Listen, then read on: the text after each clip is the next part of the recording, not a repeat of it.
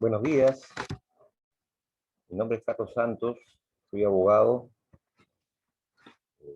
me dedico al derecho tributario, ¿no? Gracias a que en algún momento trabajé para la Superintendencia Nacional de Administración Tributaria, del año 93 hasta el año 2014, y ahora me dedico al ámbito privado. El sentido de esta charla, en realidad no es dar una clase magistral sobre este tema en específico, simplemente compartir con ustedes algunos conceptos, ideas básicas para que ustedes que entiendan que son emprendedores, se vayan familiarizando con esas ideas que finalmente pueden serles útiles al momento de realizar su negocio, ¿no?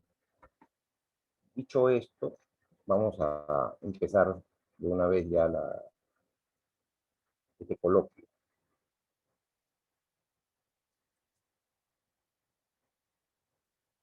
El tema a tratar es causalidad en el gasto en el impuesto a la renta. Este es un tema bien recurrente en el campo tributario, ¿no? Gran parte de la deuda, por ejemplo, que se encuentra en cobranza coactiva en la SUNAT, proviene de reparos hechos por la administración a gastos, ¿no?, que ha declarado el contribuyente en sus declaraciones juradas. Hay que entender una cosa, ¿no? El hacer empresa en este país es casi una aventura, ¿no? Más todavía en estos tiempos, ¿no?, donde todos hemos sido golpeados por las razones que ya conocemos, ¿no? En esa aventura uno suele tomar decisiones, ¿no? Se reinventa, se dedica a nuevas actividades, escoge un giro de negocio, decide emprender el negocio de manera personal, como persona natural, o decide, por ejemplo, constituir una empresa como persona jurídica. Y al tomar esas decisiones, toma otras decisiones, ¿no? Bueno, puede tomar la decisión de cuánto invierte, de con quién se asocia, de qué proporción participa cada uno, de dónde voy a poner mi local comercial, en caso que decida poner un local comercial, o si hago mis ventas a través de delivery, etcétera, etcétera. Siempre el hacer negocio, el hacer empresa, implica tomar decisiones diarias. Pero hay una decisión que no la toma uno, que es el hecho de pagar impuestos. Nosotros escogemos nuestros socios y nos ponemos de acuerdo con nuestros socios respecto a cómo va cada quien, respecto a las utilidades. Pero hay un socio, un tercer socio, que está oculto, ¿no?, y que ahí no se le consulta, es un socio casi impuesto por la ley. Ese socio es el Estado. El Estado que por el esfuerzo que nosotros realizamos tiene derecho por ley, a fin de ejercicio, a recaudar el 30% de las ganancias que pudiéramos haber generado nosotros en ese ejercicio. Entonces, al momento de emprender un negocio, hay que ser consciente que si bien esa es una iniciativa privada, en la cual participan emprendedores, ¿no?, parte de las ganancias que se obtengan gracias a esa aventura empresarial, al final del ejercicio, el Estado va a tener derecho a reclamar el 30% de esas ganancias. Entonces, sabiendo que tenemos en la práctica casi un socio impuesto por la ley, debemos tomar ciertas precauciones al momento de desarrollar nuestra actividad empresarial. ¿Para qué? Para que si esa tasa que ya es bastante alta, que es del 30% sobre las ganancias, que a veces incluso superan el porcentaje que le corresponde a cada socio respecto a la empresa, no se incremente aún más debido a fiscalizaciones en las cuales el órgano recaudador, SUNAT, que es el encargado de fiscalizar, ¿no?, la determinación de la deuda, no termine aumentando incluso más esa carga impositiva, producto de que nos atribuya mayores ingresos o nos desconozca ciertos gastos. Pues bien, una de las razones por las cuales la SUNAT suele desconocer los gastos es por el tema de la causalidad del mismo. ¿Qué cosa es la causalidad del gasto? Primero, demos una definición amplia o general de qué es la causalidad. Si uno busca el diccionario, va a encontrar que la causalidad es la relación o nexo entre una causa y un efecto. O sea, a una acción, una reacción. Si eso lo vemos desde el punto de vista contable, hay un principio que se llama principio de ingresos y gastos. No hay gastos sin ingresos, como tampoco hay ingresos sin gastos. En el devenir empresarial, siempre para que se genere un ingreso tiene que haber un gasto. E igualmente, si hay ingreso, eso genera mayores gastos en los ejercicios posteriores. Pero esa es la definición amplia. Ahora, ¿cuál es la definición estrecha? La que nos interesa para efectos de esta charla. La que da la norma tributaria, ¿no? Es la relación entre una erogación o egreso, sea gasto o costo, y un fin o destino deseado que consiste en generar una renta o mantener la fuente. ¿Qué significa esto? Que si yo realizo un desembolso, para que ese desembolso de dinero pueda ser reconocido como gasto por parte de la SUNAT tiene que identificar que ese desembolso estuvo destinado a dos cosas. O bien para generar más renta al fin del ejercicio, o bien para mantener la fuente. ¿Qué cosa es la fuente? Si recuerdo el artículo 1, el impuesto a la renta grava lo siguiente. El artículo 1 de la ley de renta, me refiero.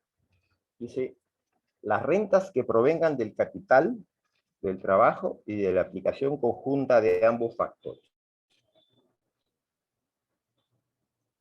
Me detengo en la parte última, la aplicación conjunta de ambos factores.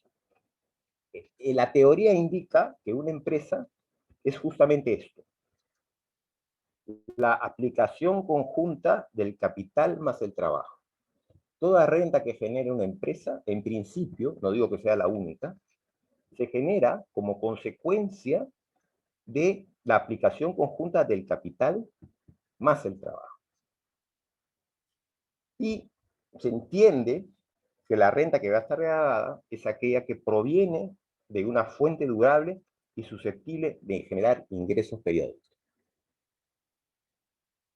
Por tanto, todo gasto finalmente va a tener que estar destinado o bien a generar más ingresos o a mantener la fuente durable que va a ser la que...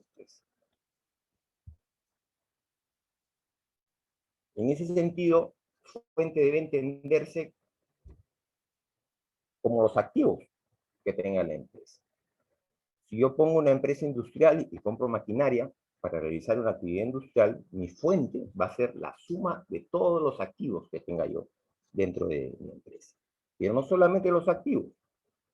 Si yo, por ejemplo, saco una licencia municipal, eso también es fuente. Porque en la medida que yo no cuente con una licencia municipal de funcionamiento, yo no voy a poder abrir mi establecimiento. Y por tanto, no podría yo generar ingresos, al menos legalmente hablando. Entonces, no solamente hay que ver el concepto de fuente como algo que se relaciona simplemente con los activos que aparezcan en los estados financieros, en el balance concretamente, sino cualquier otra cosa. Si se trata de un permiso de pesca, por ejemplo, el permiso de pesca también formará parte de esa fuente.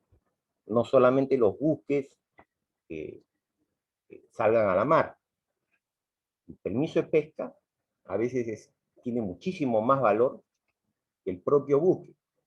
Y eso también formará parte de la fuente productora de rentas. Y por tanto, cualquier gasto que esté relacionado para obtener un permiso de pesca también debería ser deducible para efectos del impuesto a la renta.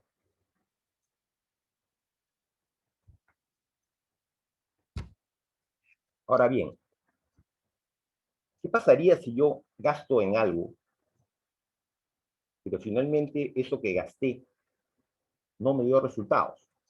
Decido invertir en una línea de negocio y finalmente fracasó mi emprendimiento. Finalmente termino perdiendo. No interesa.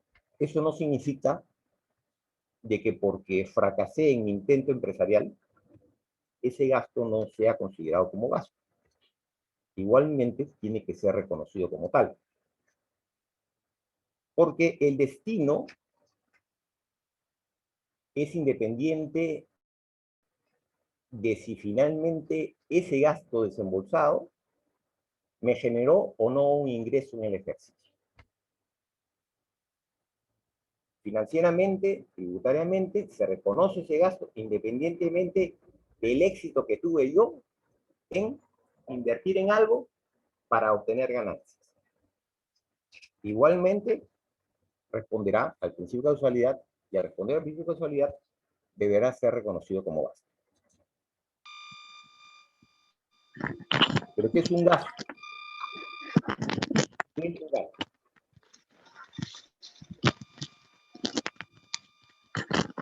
Desde el punto de vista contable, son flujos de salida de recursos en forma de lo siguiente: disminuciones del activo, incrementos del pasivo o la combinación de ambos.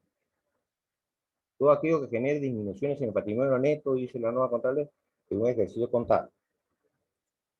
Pero para efecto de esta charla, para no complicar, digamos, el desarrollo de la idea, entendamos el gasto simplemente como un desembolso. Es un desembolso. Un desembolso que bien ya lo podemos haber realizado en el ejercicio corriente o que nos comprometimos a desembolsarlo en el ejercicio corriente. O sea, no solamente se debe reconocer como gasto aquellos desembolsos efectivos que ya salieron de nuestra cuenta caja bancos, sino también los compromisos asumidos, las obligaciones asumidas con nuestros proveedores o terceros. Todo eso es gasto para efectos de renta. La RTF 3625, que aparece en la diapositiva, lo establece claramente. Para que el gasto sea considerado como tal, debe ser efectivo o potencial. La potencial de ingresos futuros o mantener la fuente, independientemente si generó tales ingresos o de si mantuvo la fuente.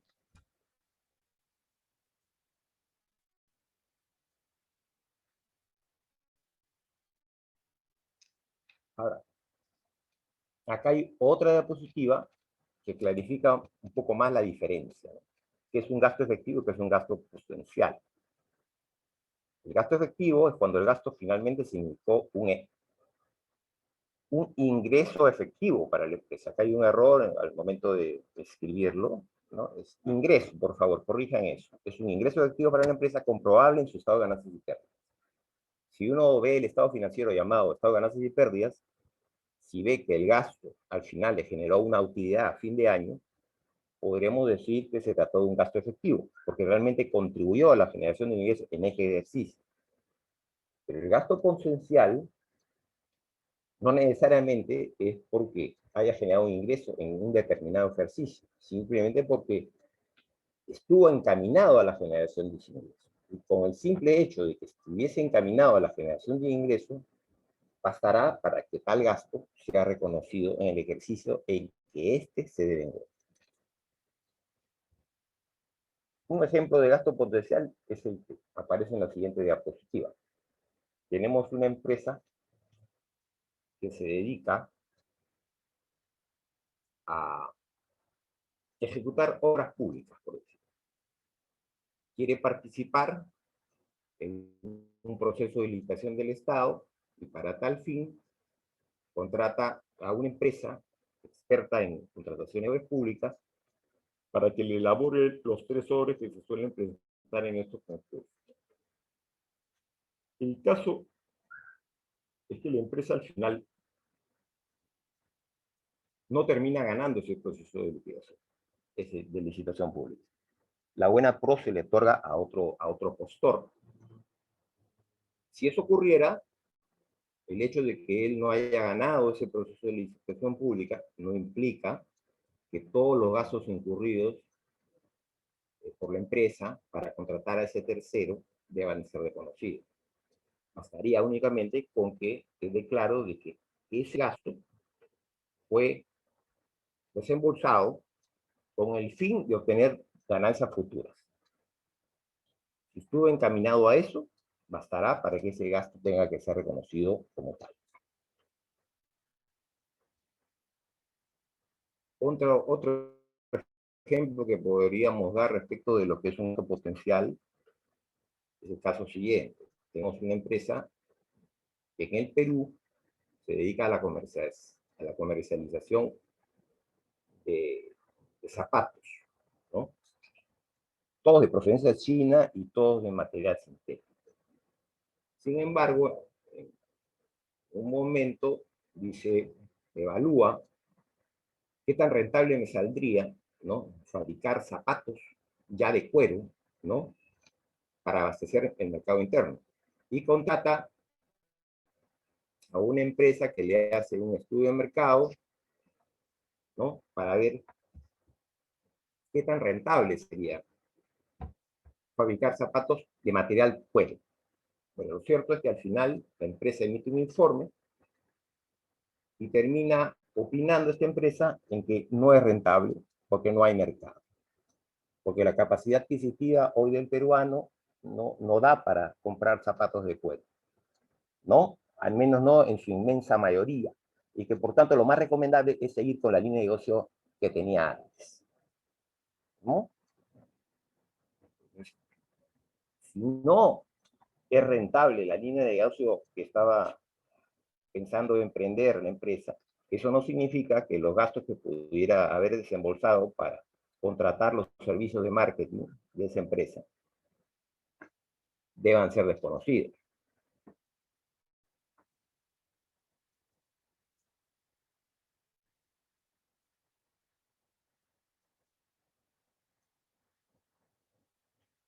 Aquí citamos el artículo 37. Esta es la base legal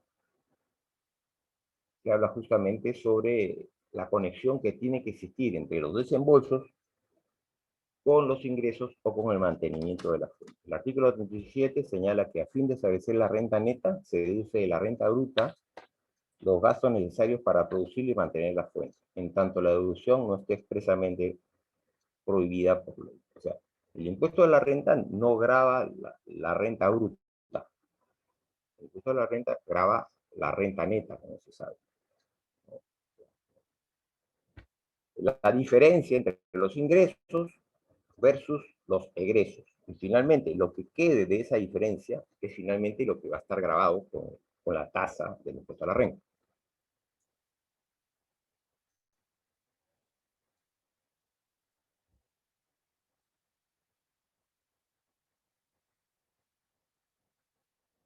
Ahora bien, esto es algo que hay que tenerlo en cuenta también. El término necesario no implica que el gasto sea imprescindible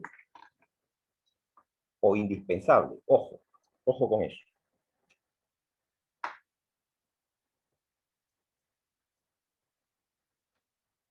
Hay que distinguir dos cosas. Lo que es necesario es totalmente necesario de aquello que, aunque no sea necesario, puede coadyuvar de alguna manera a la generación del ingreso.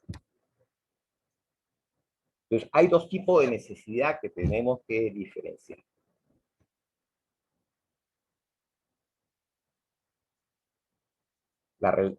Una necesidad directa y una necesidad indirecta.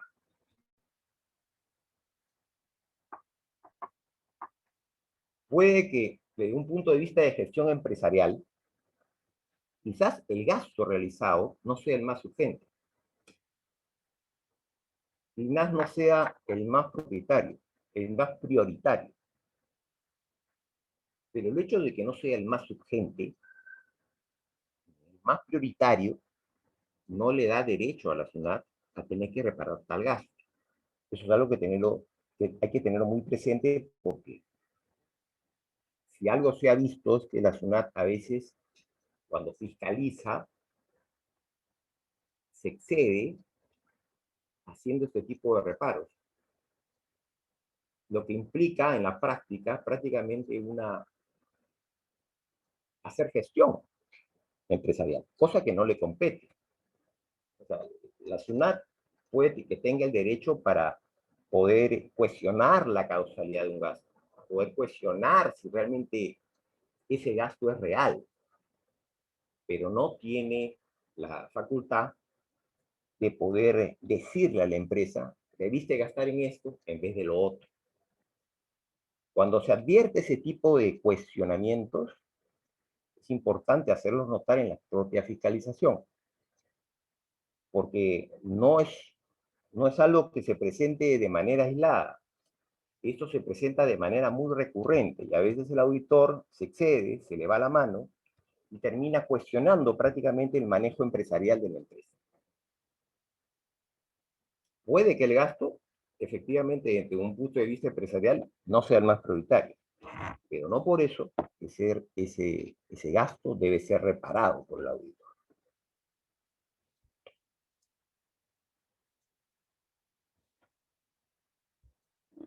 Ahora, ¿qué cosa es el principio de causalidad? Hemos dicho que todo gasto debe responder al principio de causalidad, ¿no? Que tiene que haber una relación entre el desembolso versus el ingreso futuro que se espera o el mantenimiento de la fuente productora, ¿no? Bueno, la definición que da el Tribunal Fiscal respecto al principio de causalidad es bien simple. Es simplemente es una relación de necesidad que se establece entre un gasto y la generación de un ingreso o el mantenimiento de una fuente. Nada más. Y que esa relación debe interpretarse siempre con sentido amplio.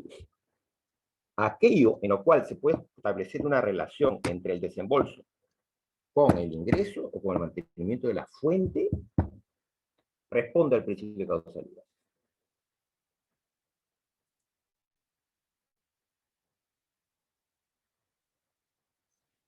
Acá, nuevamente, en esta RTF, el tribunal enfatiza que el principio de causalidad debe entenderse de manera amplia y no restrictiva. O sea, ¿qué quiere decir esto? Que no necesariamente la relación entre el gasto y el ingreso tiene que tener una relación directa. Acá pongo un ejemplo. Por ejemplo, una empresa que se produce perdigones de plomo puede que financie o auspicie un campeonato de tiro.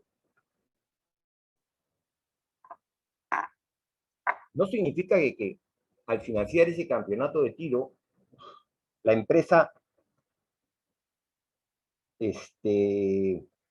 no vaya a poder sobrevivir sin ese auspicio. La empresa puede continuar y puede seguir generando utilidades, pero el hecho de que financie ese evento, ¿no? No significa una liberalidad, por tanto, por parte de la empresa, porque de alguna manera el financiamiento de ese evento posiciona su marca. Y el posicionamiento de la marca de alguna manera va a ayudar o va a coadyuvar a generar rentas, quizás no en este ejercicio, pero sí en los ejercicios siguientes. Por tanto, si se puede establecer esa relación, ya sea directa o indirecta, entre el desembolso versus el ingreso de este ejercicio o del ingreso futuro de los siguientes ejercicios, bastará para que ese gasto sea considerado como un gasto causal y como tal deducible del impuesto a la renta.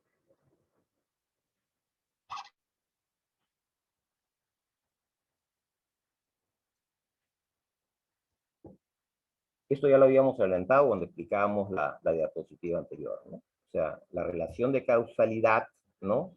Hay que entenderla en sentido amplio, abarcando no solamente gastos que están relacionados directamente con los ingresos, sino también con los gastos que no tengan una relación directa con los ingresos, pero que tengan la capacidad de poder generar ingresos futuros, aún no cuantificables.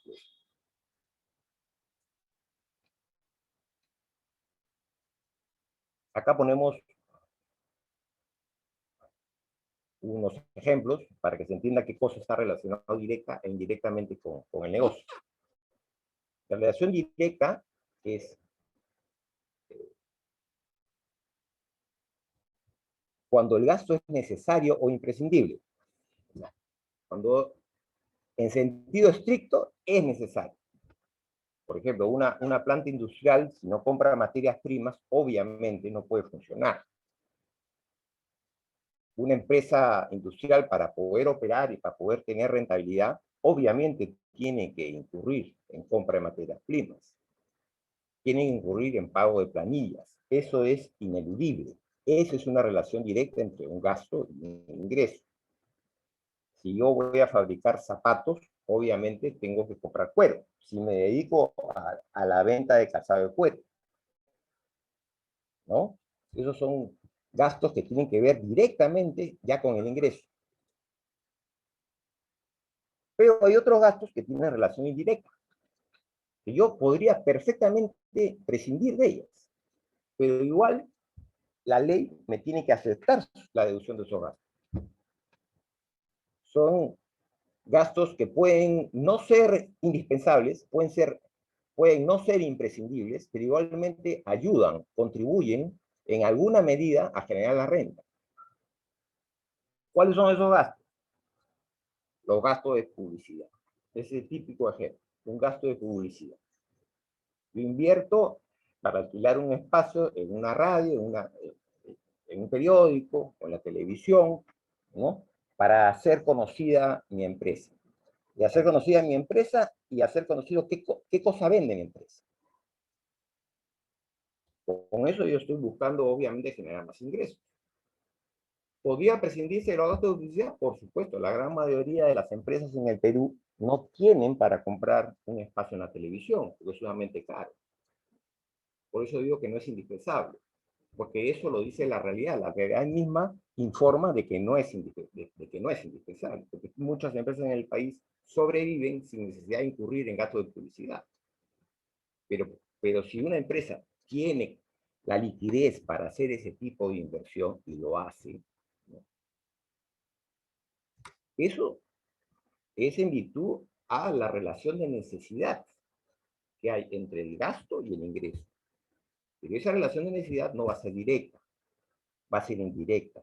Pero el hecho de que sea indirecta no significa que porque sea indirecta, el auditor, cuando fiscalice a la empresa, tenga que desconocer ese gasto.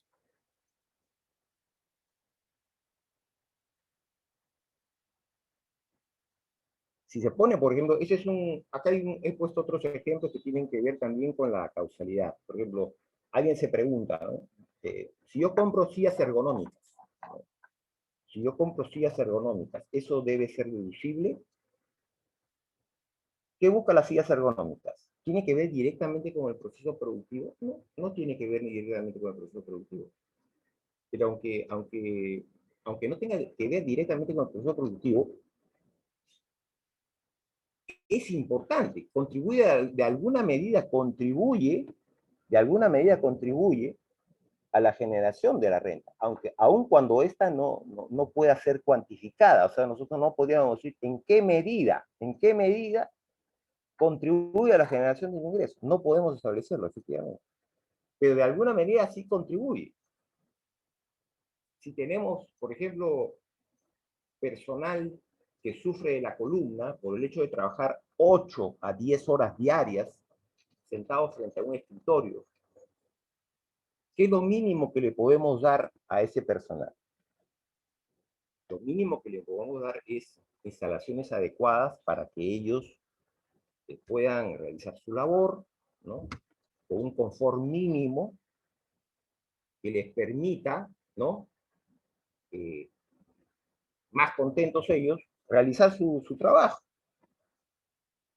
Igualmente, en caso de las guarderías y de los bastarios, que a veces se habilitan dentro del local de la empresa.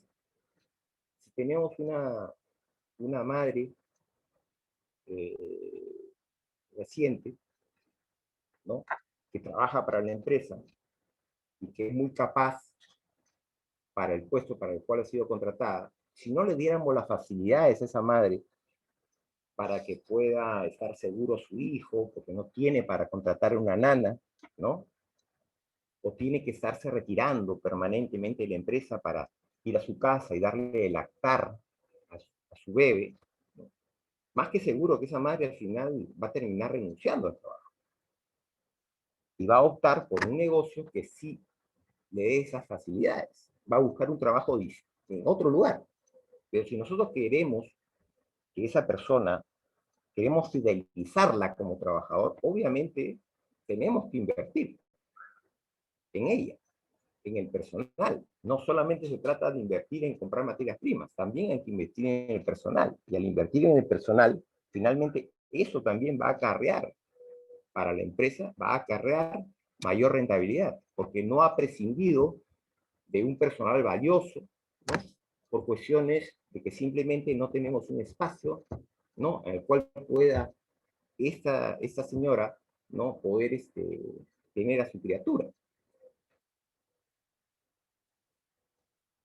Igualmente, por ejemplo, puede ser el auspicio de una carrera de autos, ¿no? Esta empresa, por ejemplo, puede ser que no sea la dueña de la Toyota, ni sea la dueña de Volkswagen, pero se dedica a la comercialización de carros de marca Toyota o de carros de marca Volkswagen. Si ellos deciden auspiciar una carrera de autos, donde uno de los competidores, ¿no? Lleve la marca de justamente el vehículo que ellos comercializan, eso también tiene que ser reconocido como gasto, aun cuando ellos no sean dueños de la marca. Eso se conoce como publicidad indirecta.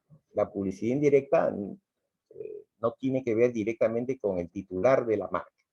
La publicidad indirecta tiene que ver ya con los distribuidores y los comercializadores de un producto cuya marca le pertenece a otro.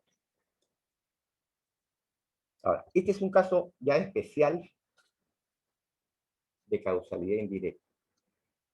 Hasta hace unos años, ese tipo de gastos, los gastos sociales, se conocen como gastos sociales, solían no ser reconocidos por el Tribunal Fiscal. La SUNAT, cuando fiscalizaba, solía repararlos, y cuando los reparaba, giraba la deuda, reduciendo el gasto, y cuando reducía ese gasto, giraba una deuda por impuesto a la renta, y las empresas solían apelarlas al Tribunal Fiscal. El Tribunal Fiscal, hasta hace unos años, era de la idea de que esto no debía ser deducido. Lo consideraba como un acto altruista, ¿no? Un acto altruista de la empresa que no tenía relación alguna con la generación del ingreso. Bueno, felizmente, ese criterio ya ha sido variado por el Tribunal Fiscal. Los gastos sociales hoy en día sí son reconocidos como gastos propios de la empresa. ¿Tienen una relación indirecta? La tienen. No directa, pero sí tienen una relación indirecta con la generación del ingreso.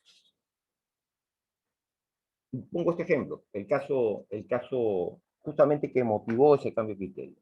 Era una empresa minera que tenía por política entregar ciertos bienes a los pobladores de una comunidad aledaña a su yacimiento minero, ¿no? Esta empresa les entregaba víveres, medicinas, juguetes, canastas, todo lo que ahí se señala.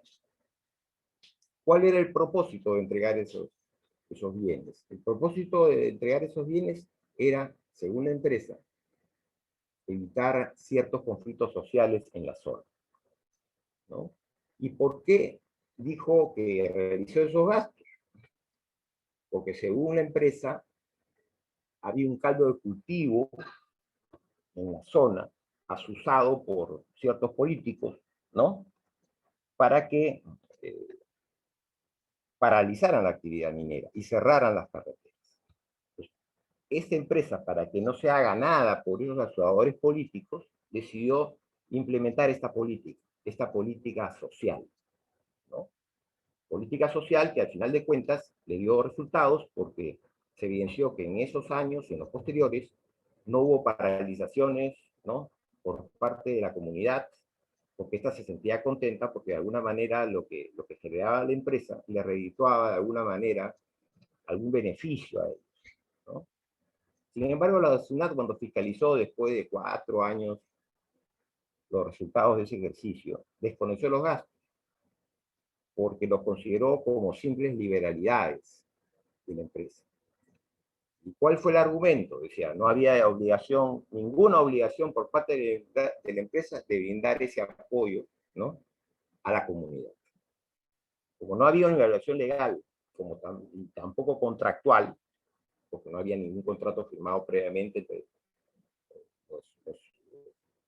las personas de esa comunidad con la empresa, ¿no? Entonces, simplemente por eso lo respaldó. Sin embargo, el tribunal, con buen criterio, a mi modo de ver, supo rectificar su criterio anterior. Y a partir de esa jurisprudencia, que creo que está en la diapositiva siguiente, es que se cambia el criterio y se aceptan ya este tipo de gastos, que se suelen llamar gastos sociales, ¿no?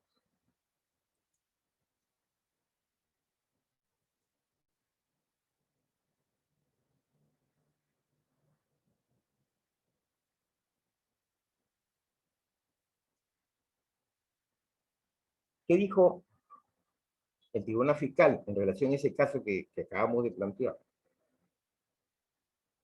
Es una cosa bien interesante.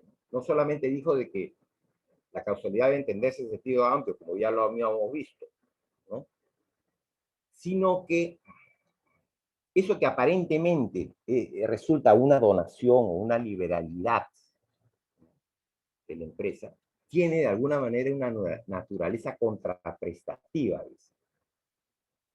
¿En qué consistiría esa contraprestación por parte de la comunidad en favor de la empresa?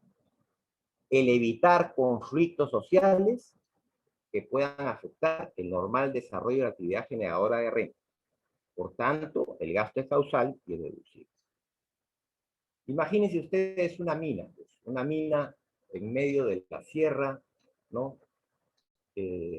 Donde hay comunidades, pero no hay ni resguardo policial, no hay ejército, no hay nada, ¿no? O sea, ¿cómo uno poder proteger las instalaciones? No, no hay ninguna manera. O sea, si esa población finalmente no se siente contenta con el hecho de que esté instalada en una mina, ¿no?, extrayendo el mineral, ¿no?, y si ve que no hay retorno de esa inversión, de alguna manera no hay ninguna especie de retorno de esa inversión en favor de la comunidad, obviamente, pues con todo derecho se van a levantar y van a hacer paralizaciones y quizás hasta desmanes, ¿no? Entonces, obviamente hay una relación indirecta con la generación de la renta, porque lo que más caro le saldría a la empresa tener que paralizar la mina durante 2, 3, 4 años, ¿no?, que los gastos que pudiera realizar,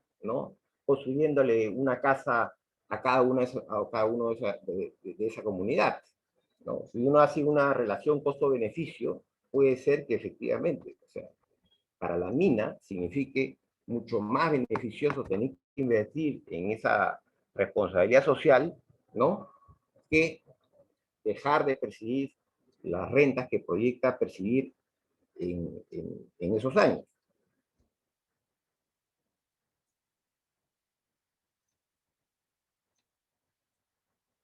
Dicho esto, hay que distinguir ya pues dos cosas, ¿no? ¿Qué cosa es un gasto social y qué cosa es un acto de altruismo o caridad? Antiguamente esa decisión no se daba. Todo era considerado acto de altruismo o caridad si eso no respondía a un mandato legal o no respondía a un previo contrato entre las partes. A partir de esa jurisprudencia ya se diferencia lo que es un gasto social de lo que es un acto de altruismo. Un gasto social será aquel que repercuta en el normal desarrollo de una actividad generadora de renta, pero que tiene que ver con el entorno, en el entorno social en el cual se encuentra la empresa. Eso sí habría que precisar. Y en cuanto al acto de altruismo caridad, es donde el entorno no me obliga a realizar ese gasto, no me obliga, pero yo, aun cuando no me obliga mi entorno social a tener yo que de alguna manera ayudar a mi entorno, a mi comunidad, yo igualmente, yo igualmente incurro en ese gasto, porque simplemente tengo buen corazón y quiero ayudar a esa comunidad. ¿Me comprende? O sea, si yo, por ejemplo, tengo una empresa aquí en el local de mi estudio, y decido, por ejemplo, regalar panetones a todos mis vecinos, obviamente, mi entorno no me obliga a tener yo ese compromiso con él. Eso va a ser, sí podría ser observado por la SUNAT como acto altruista, o como acto caritativo. Pero si mi entorno no es ese, si mi entorno es estar en un lugar apartado, ¿no? Apartado en la sierra, ¿no? Donde se sabe perfectamente, se generan ciertos focos de levantamiento, conflictos sociales, yo no puedo ignorar el entorno en el cual yo me desenvuelvo, en el cual se desenvuelven mis actividades. Por tanto, si yo, para fin de que esa gente esté contenta y que de evitar así levantamientos que finalmente podrían afectar, ¿no?, el normal desarrollo de mi actividad, yo realizo una serie de gastos en favor de ellos, ¿no?, yo no estaría en ese caso en un supuesto de donación o de liberalidad que no sería deducible para efectos de renta, sino estaría en el supuesto de un gasto social, mejor dicho. Y como gasto social, ese gasto que yo he realizado debería ser reconocido por la zona. Entonces, resumiendo, ¿no?, ¿qué son considerados gastos? Son considerados gastos no solo aquellos que tienen que ver con el corazón duro del negocio, sino aquellos que también, por ejemplo, contribuyen a mejorar las condiciones físicas de trabajo, las condiciones físicas de higiene, dar mayor comodidad a los trabajadores, ¿no?, mejorar la infraestructura, cambiar las computadoras, unas computadoras más modernas, ¿no?, los gastos sociales que acabamos de mencionar, ¿no?, etcétera, etcétera.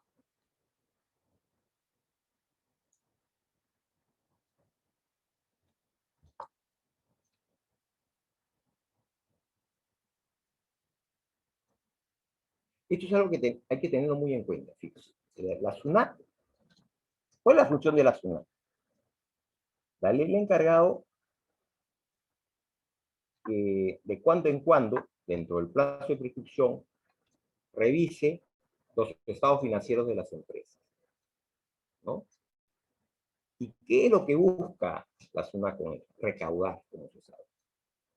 La recaudación de la SUNAT en lo que es impuesto a la renta, ¿no?, eh, depende de dos variables, básicamente. Los ingresos del contribuyente y los gastos del contribuyente. Si bien la labor del auditor, cuando hace su auditoría, debería ser determinar la correcta determinación de la deuda, siempre hay un sesgo por parte del auditor. Hay un sesgo. Lo único que va a ver el auditor es ver cómo subo los ingresos o cómo bajo los gastos. Eso en la práctica yo le llamo una deformación profesional, ¿no? Porque no se ve realmente todo, se ve, a veces solamente se ve aquello que de alguna manera repercuta en una mayor utilidad, porque en la medida que hay una mayor utilidad, yo voy a poder hacer un giro de deuda. Pero esa mayor utilidad solamente la obtengo o bien subiendo los ingresos que aparecen en la declaración jurada de la empresa, o bien bajando esos gastos, bajándolos, ¿no? Por eso digo que hay un sesgo, porque no es que se ve todos los gastos, se ve aquellos que realmente bajan los gastos y los ingresos aquellos que los suben, ¿no? Entonces, pero, ¿qué ocurre? En esos gastos, donde principalmente pone el ojo el auditor, no son los gastos que tienen relación directa con el proceso de comercialización o el proceso de producción. El ojo principalmente se pone en los gastos que tienen una relación indirecta. Y cuando pone el ojo en los gastos que tienen una relación indirecta con la generación de la renta, ¿no? El motivo para reparar esos gastos siempre va a ser o bien porque lo considera un gasto personal del dueño de la empresa, o porque lo considera una liberalidad, una donación por parte del dueño de la empresa. Entonces, en eso hay que tenerlo muy presente, porque como se trata de una relación indirecta con la renta, el grado de subjetividad del auditor aumenta. No es lo mismo reparar un gasto en una constructora, por ejemplo, reparar un gasto de materiales, porque eso sí, conceptualmente hablando, responde al principio de causalidad. No hay ninguna duda de que una constructora, para poder construir una casa o construir un edificio o un puente, tiene que incurrir en gastos de cemento, de arena, de fierro, etc. Como la relación es directa, el grado de subjetividad por parte del auditor va a ser menor. Pero en los gastos que no tengan relación directa, sino indirecta, obviamente hay mucho más chance, mucho más margen para el auditor de poder reparar esos gastos y por tanto determinar una deuda.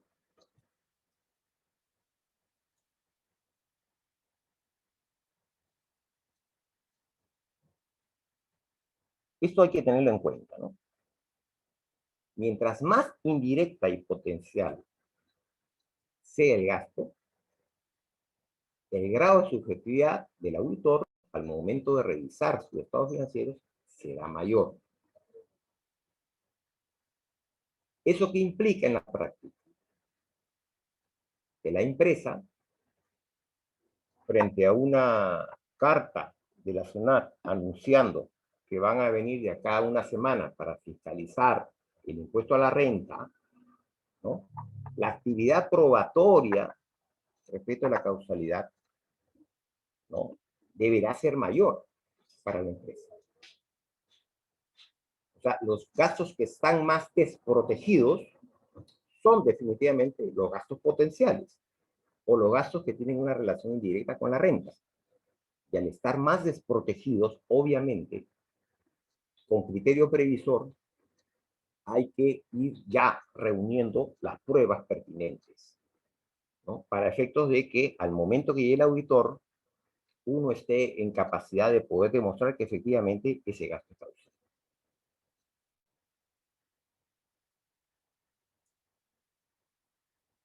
Resumiendo, tenemos gastos efectivos, directos, potencial, indirecto. Ahora, aquí yo lo estoy relacionando con la actividad probatoria. Si es un gasto efectivo, la actividad probatoria es menos intensa. No hay mucho que probar, porque el gasto efectivo se va a reflejar en el estado de ganancias y pérdidas. Si por haber incurrido yo en este gasto, al final obtuve una ganancia a fin de año, es evidente de que hay una relación. y que es efectivo. Pero si el gasto es potencial, digo, no, yo no espero tener ganancias hoy, espero tener ganancias de aquí a 2, 3 años, si estoy empezando un nuevo proyecto. La actividad probatoria en ese caso va a tener que ser más intensa. ¿Por qué? Porque cae dentro de la subjetividad del auditor, decir si realmente esto se hizo con miras a obtener esa ganancia. Suele pasar cuando una empresa tiene un giro determinado. Tiene, según su estatuto, su escritura de constitución, el objeto social es X, pero ahora quiere dedicarse a otro objeto social, quiere ampliar el objeto social. Ahí. Entonces el auditor dice, sí, pero eso no es tu objeto social. La empresa dice, perdón, un momento. ¿Quién dice que no es un objeto social? En el objeto social, cuando se redactó la escritura, se dijo que no solamente debía dedicar a esto, sino cualquier otra actividad no prohibida por ley.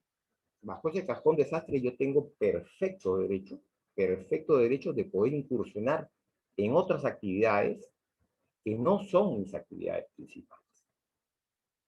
Pero el auditor incide mucho en este tipo de gastos, para poder establecer su respuesta, ¿no? Sobre todo en los gastos que son potenciales, donde todavía no se evidencia, digamos, un retorno del gasto, ¿no? O en los gastos indirectos, porque no tienen una relación estrecha con el proceso productivo. Entonces, en función de eso, es que nosotros tenemos que tener en cuenta de que la fuerza probatoria nuestra tiene que ser mayor en un caso y menor en otro. Si el gasto es directo, como repito, la actividad probatoria es menos intensa. El riesgo de reparo, o sea, de la observación que hay el auditor ese gasto, de que finalmente no me lo considere como gasto, va a ser menor. Pero si la relación es indirecta, la actividad probatoria va a ser más fuerte. Y el riesgo de reparo, obviamente, va a ser mayor por parte del auditor.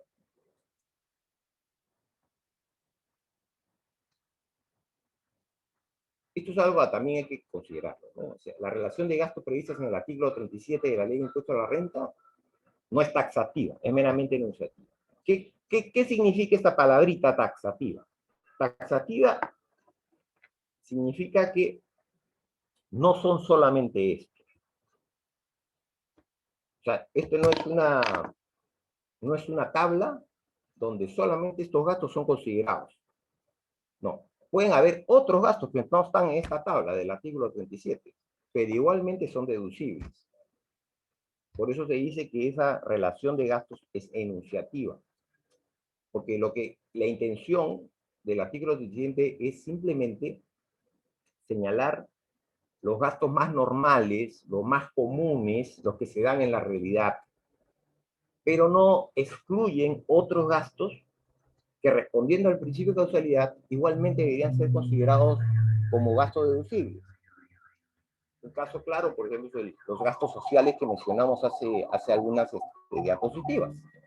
Los gastos sociales como tal no están previstos en el artículo 37, pero bajo el sentido de amplitud que le da el Tribunal Fiscal al análisis de ese gasto, el Tribunal Fiscal considera que esos gastos también responden al principio de seguridad.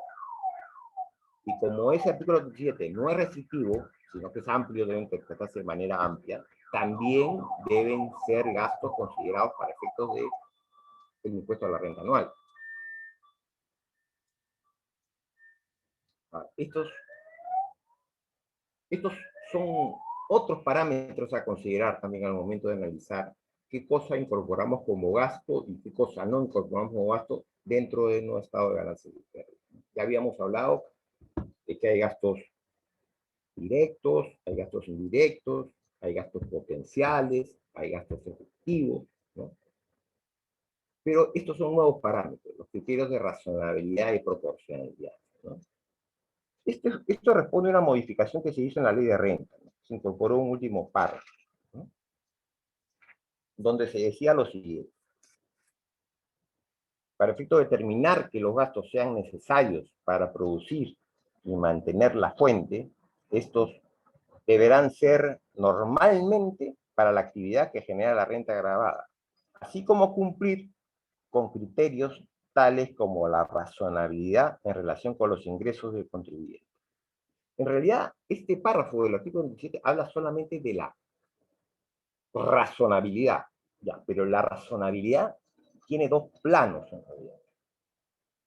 Hay una razonabilidad que podríamos llamarla desde el punto de vista eh, cualitativo, y hay una razonabilidad desde el punto de vista cuantitativo. Desde el punto de vista cualitativo, tiene que ver, bueno, ¿hay relación entre esta cosa y la otra? Yo me dedico a esto, pero sin embargo estoy gastando en esto otro. Ese es un análisis que hay que hacer desde el punto de vista netamente conceptual. O sea, ahí no tenemos que hacer cálculos de nada, de números, de cifras. Es netamente conceptual. Realmente es razonable que yo invierta en esto o que gaste en esto. En cambio, la proporcionalidad, que es una parte también de la razonabilidad, ya no es un análisis de tipo cualitativo, es un análisis netamente cuantitativo. Si yo tengo una empresa y al final decido gastar en algo que no es indispensable, que para nada es indispensable, y no hay una relación ni siquiera indirecta, pero que ese gasto me significa el 20% de todos mis ingresos al año, obviamente no responde a la proporcionalidad. Y al no responder a la proporcionalidad, si uno lo incorpora en el estado financiero como un gasto, corre el riesgo de que mañana más tarde la SUNAT, cuando fiscalice, le pueda reparar ese gasto bajo el criterio de la proporcionalidad. Ahora, también es cierto de que estos criterios tienen una desventaja, porque no hay ninguna norma que diga qué cosa es razonable y qué cosa es proporcional. Porque esto es lo que en derecho se suele llamar concepto jurídico indeterminado. O sea, el contenido no está previamente establecido por nadie, ni por la ley ni por la SUNAT. Por tanto, al no estar establecido previamente por nadie, porque no se ha establecido en qué proporción debo gastar yo en mi correlación con los ingresos que obtenga, obviamente también cae bajo la subjetividad del auditor. Y ante eso hay que estar muy alerta.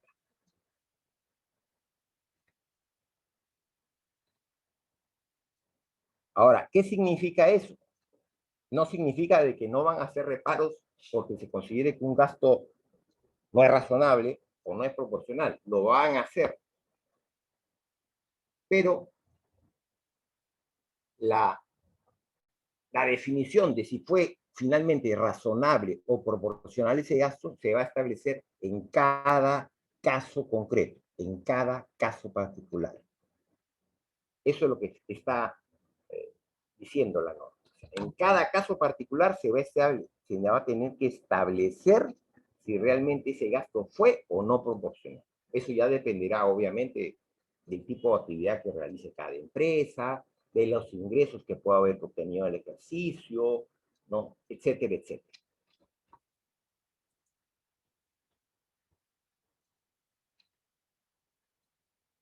Entonces, ¿cuándo decimos que existe razonabilidad de gasto? Se analiza, ¿cuándo es razonable? Se analiza la calidad del gasto y su relación con el entorno de la empresa. Ojo, con el entorno de la empresa, no me estoy refiriendo al entorno social, simplemente con el entorno de la empresa. El problema que presenta este gasto, como ya dije, el gran nivel de subjetividad, ¿no?, que recae en el auditor al momento de evaluar si el gasto es razonable o no.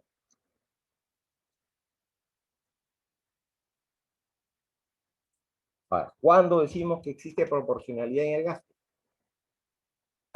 Aquí se analiza el quantum del gasto, la cantidad, cuánto gasté, ¿no? ¿Y cuánto gasté en relación con el volumen de mis ingresos? Este criterio es mucho más objetivo que el criterio de la razonabilidad que mencionamos anteriormente. Sin embargo, siempre existe un margen considerable de subjetividad del auditor, ya que no hay una tabla predeterminada que diga cuál es la correlación exacta entre un gasto y un ingreso. De alguna manera, la ley ha querido establecer esa correlación en un único caso. Cuando la empresa gasta, por ejemplo, en comprar vehículos, ¿no? Entonces, en el reglamento de la ley de renta, que la revisan, van a encontrar que hay una tablita, ¿no? Una tablita en la cual, si uno quiere gastar en vehículos para el gerente de la empresa, ¿no? Esos vehículos no pueden ser, pues, de plano, no puede ser un Mercedes-Benz, ¿no? O, o un Lamborghini. No, no, no. Tiene que cumplir ciertas características, ciertos parámetros, ¿no? Tienen que ver el tonelaje del vehículo, ¿no? El tipo de vehículo, ¿no? Y en función de eso, en función de esos parámetros, es que uno, si necesita realmente incurrir en compra de vehículos, uno tiene que cumplir esos parámetros para que finalmente esos gastos no sean reparados. Que yo conozca, es el único caso en el cual realmente la ley se ha puesto en el supuesto y ha establecido previamente la correlación de un gasto con un ingreso. Pero fuera de eso, no hay ninguna otra tabla que diga cuál es la correlación exacta entre el gasto con el ingreso. Por tanto, al no haber esa correlación exacta en otro supuesto, siempre va a haber un grado de subjetividad por parte del auditor que siempre se va a inclinar, obviamente, al reparo, ¿no? Entonces, si hay ese grado de subjetividad, hay que tener en cuenta, antes de incorporar ese gasto a los estados financieros, hay que tener en cuenta que se corre ese riesgo. Y si se quiere finalmente defender el gasto, con la debida anticipación hay que ir ya preparando un file, un expedientillo, ¿no? ¿No? Para que este sirva de sustento al momento de que la zona fiscalice y quiera reparar el gasto.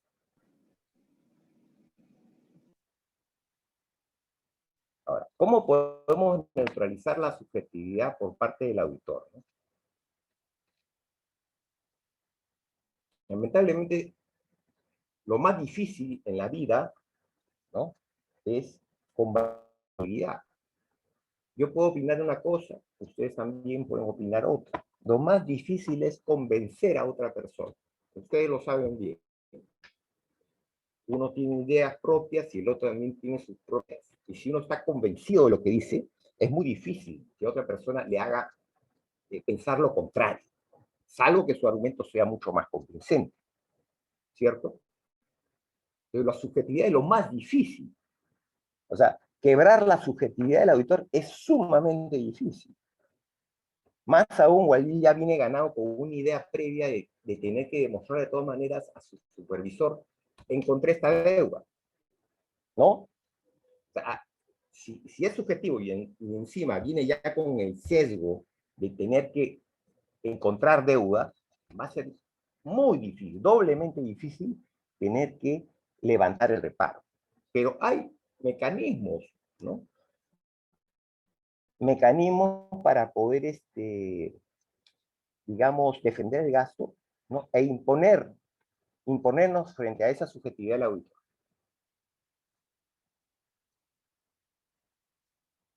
Eso lo vamos a explicar después.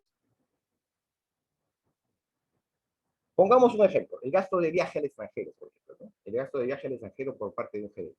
Es un caso típico, ¿no? Es un caso casi de libro, siempre se presenta. El gerente viaja a Europa. Cuando el auditor fiscaliza el ejercicio 2018, encuentra estos viajes. Y esos viajes significaron, pues, $20,000, ¿no? $20,000 en el extranjero, ¿no? Según él, asistió a un evento, ¿no? Y según él, era importante que asistiera a ese evento, porque de alguna manera, el haber asistido a ese evento, la persona, digamos, se capacitó en ciertas nuevas tecnologías, y eso al final terminó redundando Ahí está, buenos días.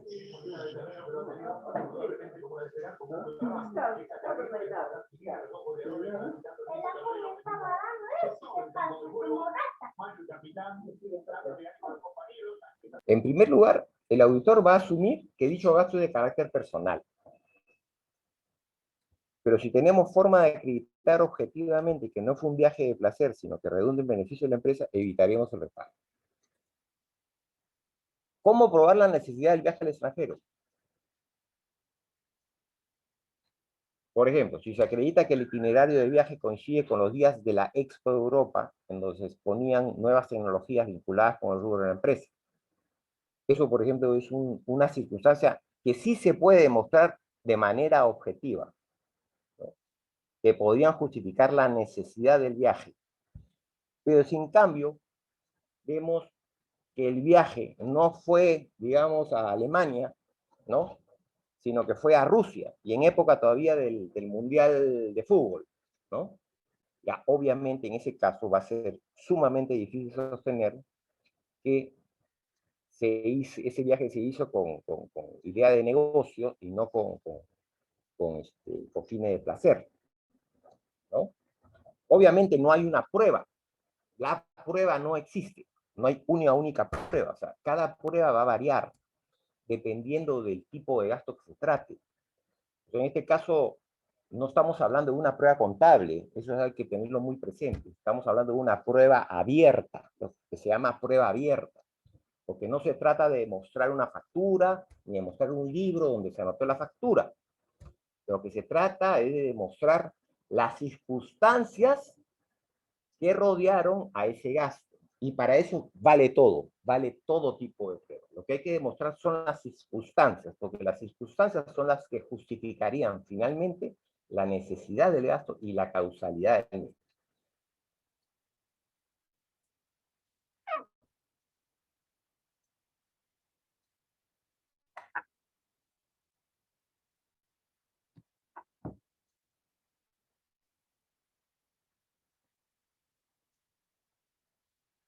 Entonces, para tener en cuenta lo siguiente, esto es un consejo. Eso es un consejo. La causalidad en el gasto se acredita mayormente con pruebas de carácter extracontable. ¿Cuáles son? Correos electrónicos. Entonces, si hay ese tipo de gastos, nunca vayan a borrar los correos, por favor. Porque los correos hoy quizás no tengan mayor interés. Si ya se fue al evento, quizás borran de la bandeja el correo. Pero de acá, recuerden, la zona tiene 4 años para fiscalizar. Y quizás de aquí al tercer año, 11 meses, viene y fiscaliza ese gasto. Pide explicación respecto a ese gasto. Pero si ya el correo de coordinación para ir al evento ya fue borrado, ya va a ser sumamente difícil poder probar la necesidad de ese gasto. Si hoy aparece un pantallazo en internet, ¿no?, anunciando en una publicación, ¿no?, la realización del evento e invitando a las empresas de distintos países a participar en ese evento, eso también hay que sacarle una impresión automáticamente. Después eso ya no va a aparecer en internet quizás. Pero si tuvimos la precaución de tomarle una fotografía a ese pantallazo de lo que estuvo colgado en internet y lo guardamos ahí a la espera de que venga el auditor, ya vamos a tener la prueba, ¿no?, preparada para cuando el auditor nos pida explicaciones de por qué el gerente viajó. La registración también de los eventos, eso también es importante, ¿no? Se llena un formulario seguramente virtual, eso también hay que tener una copia de eso. Ahora, este es un ejemplo simplemente que estoy poniendo, pero como repito, la prueba va a variar de todo el gasto. O sea, no hay una prueba única, la prueba es abierta. Dependiendo de la naturaleza del gasto realizado, uno tiene que ir ya preparando las pruebas y no esperar a último momento, cuando llegue el auditor y le dé 3 días para que sustente la causalidad del gasto, para recién ponerse a reunir con el departamento contable, ¿no?, las pruebas que nos están solicitando.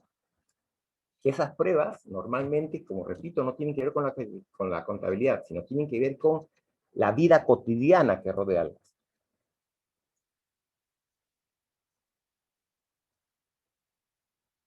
¿Dónde se demuestra que esa prueba abierta tiene un carácter extracontable? En el propio tenor de los requerimientos que cursa la SUNAT cuando pide explicaciones de por qué gastaste en eso.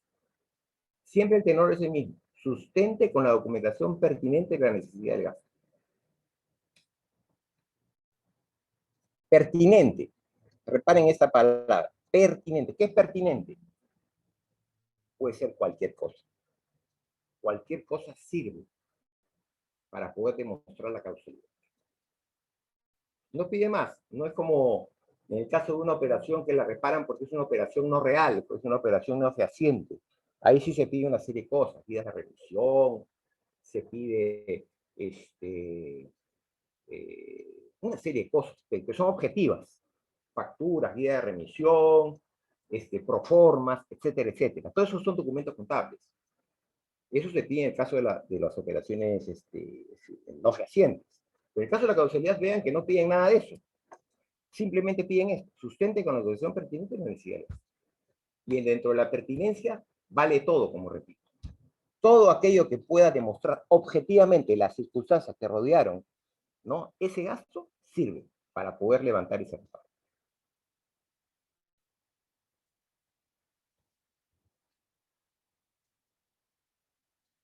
Bueno, unos tips a considerar, ¿no? Primero, no esperar a último momento. Si uno sabe de antemano que ese gasto tiene una relación indirecta con la generación del ingreso, si uno sabe de antemano que ese gasto no tiene que ver con un ingreso efectivo dado en el ejercicio, en el mismo ejercicio en el cual se realizó el gasto, sino que es un gasto relacionado con un ingreso potencial que se puede realizar en el ejercicio siguiente o en el subsiguiente, etcétera, ¿no? Ya uno ya debe ir preparando la prueba desde el mismo momento en que uno realiza el gasto. No esperar al final de que el auditor llegue con su equipo para revisar la contabilidad, porque quizás para ese momento ya sea tarde reunir las pruebas, ¿no?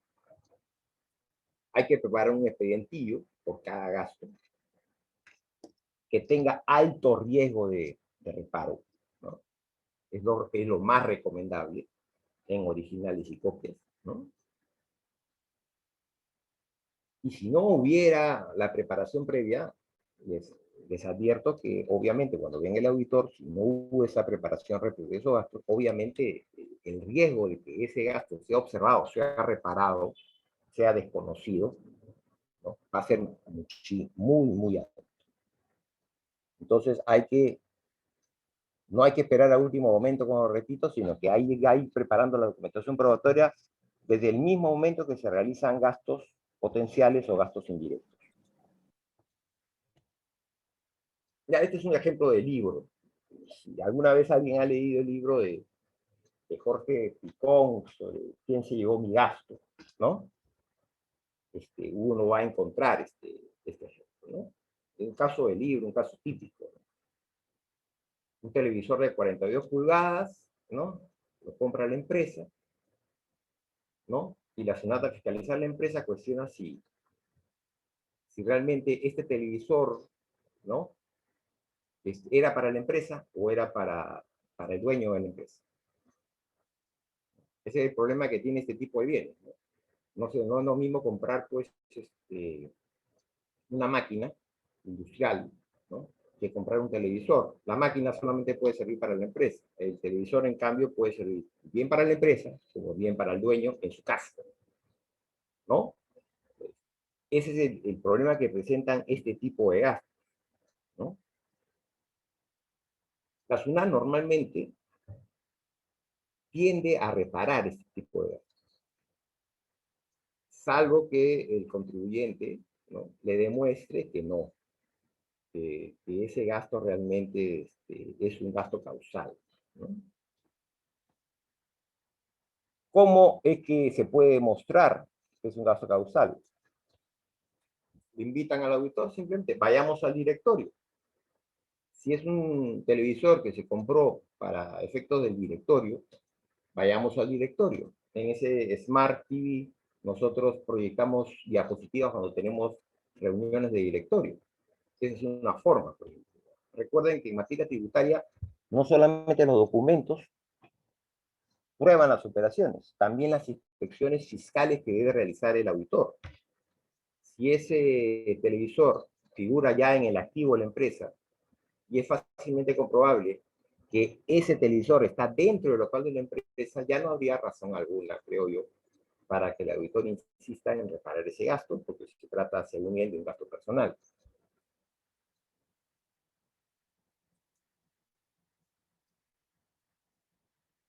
Ahora, ¿qué criterio creen ustedes que va a aplicar el auditor si quiere reparar ese gasto? Por el tema de la proporcionalidad no puedes reparar. No puede decir, no, es desproporcional. No puede decir eso. Porque si bien un televisor hace 50 años constituye un artículo de lujo, hoy en día no constituye ningún artículo de lujo en televisión. O sea, cualquier familia en Lima puede comprar un televisor, ¿no?, de esas características, ¿no? Entonces, ir por el criterio de la proporcionalidad, si va por ese criterio de proporcionalidad, automáticamente ese reparo nace muerto. Entonces, sabiendo eso, él va a ir por el criterio de la razonabilidad, ¿no?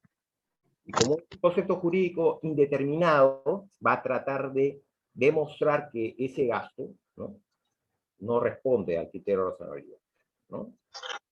Eso se efectúa de manera objetiva, simplemente invitando al auditor al espacio de local donde se encuentra ubicado físicamente ese televisor. Si él comprueba in situ de que efectivamente el televisor está ahí y que está todavía en la sala de directorio, ya no tendría forma de sustentar el reparo a ese gasto. O sea, acá también entra, vean ustedes, mucho ingenio también por parte del empresario, ¿no? O sea, el empresario que tiene el ingenio de cómo poder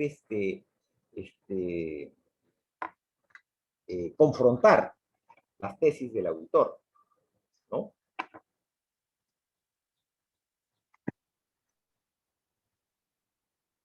Otro caso, por ejemplo, puede ser este. Este sí es un caso que recuerdo que se presentó una vez en la oficina, ¿no? Una empresa constructora compró materiales de construcción, ¿no? Los gastos por materiales eran inmensos, ¿no? Pero daba la coincidencia que mientras se había ejecutado el proyecto de obra, también se había ejecutado otro proyecto de obra personal del dueño de la empresa, quien simultáneamente a la obra de la empresa estaba construyendo una casa de playa de 3 pisos en el balneario de Asia, ¿no? El auditor de SUNAT sostenía que ese gasto era excesivo y no era necesario, y por eso quiso repararlo, porque según él había sido destinado a un gasto personal del socio o del accionista, ¿no? Esa fue la tesis de SUNAT.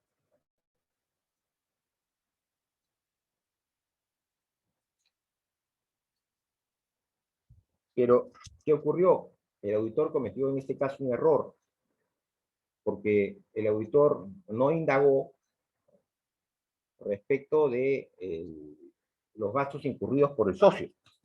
Lo que debió haber hecho el auditor es pedirle al socio, justifique usted con qué factura de compra es que se compró esos materiales con los cuales hizo su casa en Asia. Y como quiera que no hizo ese cruce con el dueño, no logró establecer, en el marco de esa fiscalización en la empresa, ¿no?, de que ese realmente era un gasto personal. Si el socio no hubiera tenido las facturas de compra que sustentaban la compra de materiales para esa casa, ya era lógico que se pudiera inferir, ¿no?, de que esos gastos no tenían que ver realmente, no tuvieran como destino, ¿no?, la ejecución de una obra, sino que tenían como destino, en todo caso, un gasto personal, que era que él pudiera ampliar su casa, ¿no?, su casa de playa. Otra cosa también, ¿no?, tampoco hizo cruces, ¿no?, respecto a las guías de remisión.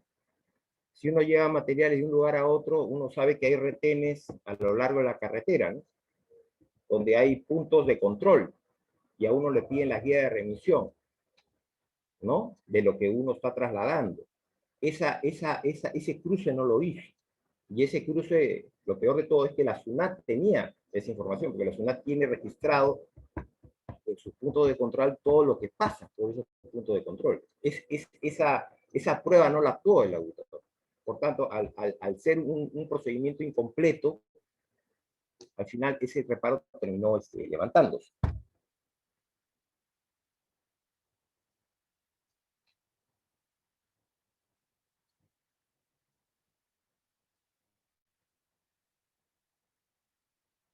Acá hay unos consejos, ¿no? Sería bueno tomarlos en cuenta, ¿no?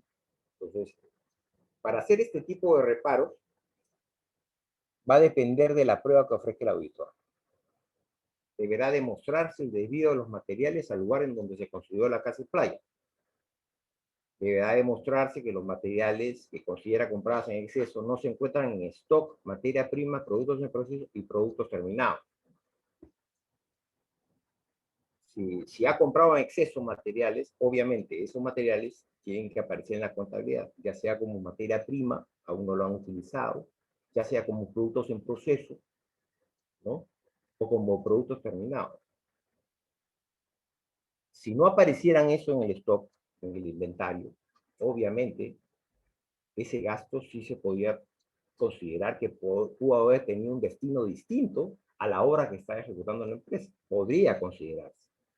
Pero si la materia prima y los productos en proceso y los productos terminados que aparecen en el inventario, en la contabilidad, coinciden con esos materiales que el auditor considera comprados en exceso, ya no habría forma de que ese auditor sostenga de que eso se trata de un gasto desproporcionado y como tal repararlo.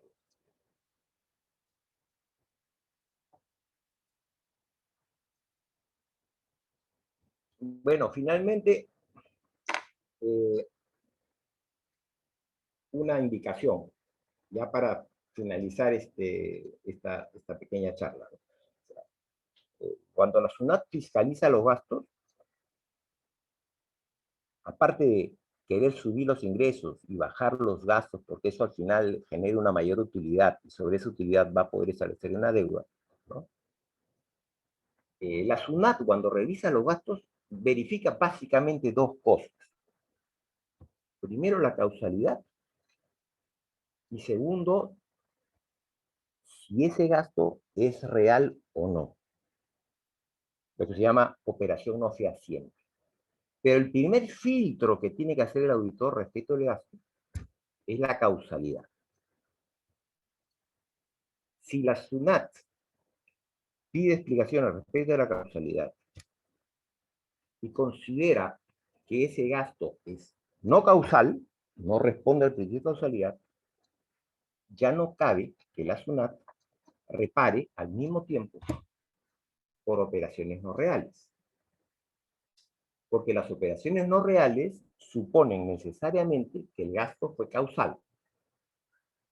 Si ustedes advierten en los cierres de requerimiento que hay un sustento en el sentido de que es una operación no real, pero al mismo tiempo hay un sustento en el sentido de que es una operación no causal, que no responde al principio de causalidad, ese reparo automáticamente es fruto.